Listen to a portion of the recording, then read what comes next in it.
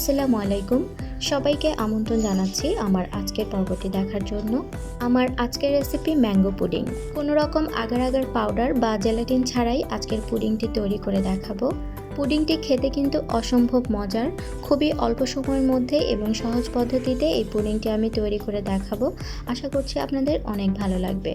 তো ভালো লাগলে আমার চ্যানেলটিকে সাবস্ক্রাইব এবং ফেসবুক পেজটিকে ফলো দিয়ে আমার সাথেই থাকবেন। চলুন তাহলে রেসিপিটি শুরু করা যাক। তো আজকের রেসিপির জন্য প্রথমেই আমি এখানে 3টি পাকা আম নিয়ে নিয়েছি। পুডিংয়ের জন্য আম কিন্তু অবশ্যই পাকা এবং মিষ্টি হতে হবে। তো আমগুলোকে ভালো করে ধুয়ে এর খোসা ছাড়িয়ে এরকম ছোট ছোট টুকরো করে কেটে নিয়েছি। কাটার পর এখানে প্রায় 1.5 কাপের মতো আম হয়েছে। এবার এতে ব্যবহার করছি প্রায় আধা কাপ পরিমাণ চিনি। আমের মিষ্টি বুঝে আপনারা এখানে চিনিটা কম বেশি ব্যবহার করতে পারেন।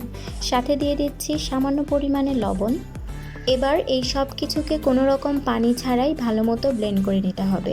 তো দেখতে পাচ্ছেন আমি আমগুলোকে একদম মিহি করে ব্লেন্ড করে নিয়েছি। আমের মধ্যে যদি কোনো রকম আঁশ থাকে তাহলে আপনারা আমগুলোকে ছেঁকে নেবেন।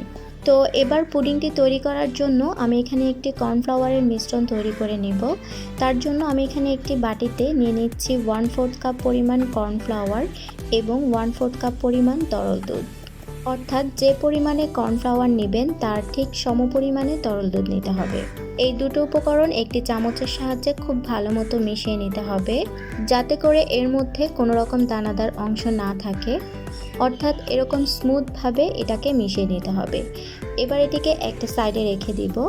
এই পর্যায়ে চুলায় একটি পাত্র বসিয়ে দিয়ে দিচ্ছি ব্লেন্ড করে রাখা আমের পিউরিগুলো। আপনারা নিশ্চয়ই দেখেই বুঝতে পারছেন আমের পিউরিটা কতটা মসৃণভাবে তৈরি হয়েছে। তো এবার চুলায় এটিকে লো ফ্লেমে রেখে জাল করতে হবে এবং অনবরত নাড়তে থাকতে হবে, যাতে করে নিচে পুড়ে না যায়। পুড়ে গেলে কিন্তু পুডিংয়ের কালার এবং স্বাদ দুটোই নষ্ট হয়ে যাবে। তো নাড়তে নাড়তে আমের পিউরিটাতে এরকম বলক চলে আসবে। এই পর্যায়ে আমের পিউরিটা আরেকটু ঘন না হয়ে যাওয়া পর্যন্ত জাল করতে হবে।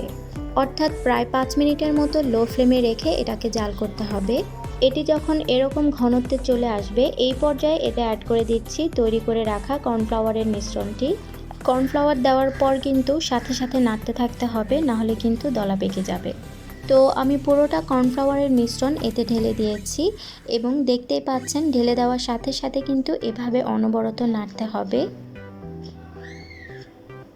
তো কর্নফ্লাওয়ার দেওয়ার পর আমের পিউরিটা কিন্তু একটু পাতলা হয়ে যেতে পারে, এতে ভয় পাওয়ার কোনো কারণ নেই। আরও কিছুক্ষণ জাল করলেই দেখবেন এটি আবার ঘন হতে শুরু করেছে।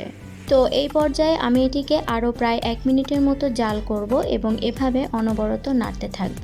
প্রায় 1 মিনিট পর দেখতে পাচ্ছেন এর কনসিস্টেন্সিটা কেমন হয়েছে। যখন ঠিক এইরকম কনসিস্টেন্সি চলে আসবে এই পর্যায়ে এটিকে চুলা থেকে নামিয়ে নিব।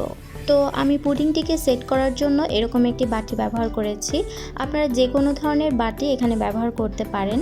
এই পর্যায়ে আমের পিউরি পুরোটাই এর মধ্যে ঢেলে দিয়েছি। তো এবার একটি স্প্যাচুলার সাহায্যে এর ওপরটাকে একটু সমান করে নিব। তারপর বাটিটাকে ধরে 2-3 বার একটু ট্যাপ করে নিব, যাতে করে এগুলো সব দিকে সমান থাকে।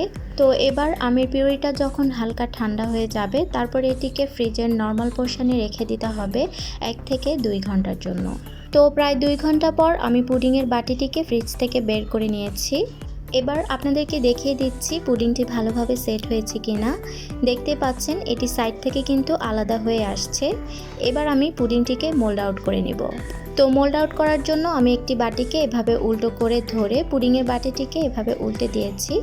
তারপর দেখুন খুব সহজেই পুডিংটি কিন্তু মোল্ড আউট হয়ে যাবে। তো মোল্ড আউট করে নেওয়ার পর এবার আমি এটিকে একটু সাজিয়ে নিচ্ছি। তো সেই সাথে তৈরি হয়ে গেল কোনো রকম আগার আগার পাউডার বা জেলাটিন ছাড়াই ঘরে তৈরি ম্যাঙ্গো পুডিং। আশা করছি আপনারা স্ক্রিনে দেখেই বুঝতে পারছেন পুডিংটি কতটা লোভনীয় হয়েছে।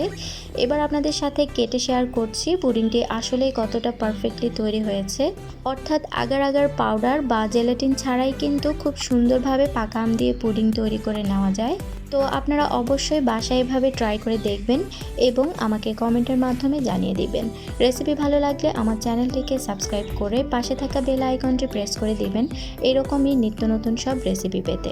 আর অবশ্যই একটি লাইক দিতে ভুলবেন না। চাইলে আমার রেসিপিগুলো আপনার ফ্রেন্ডস অ্যান্ড ফ্যামিলির সাথেও শেয়ার করতে পারেন। আজকে তাহলে এখানে বিদায় নিচ্ছি। আল্লাহ হাফেজ।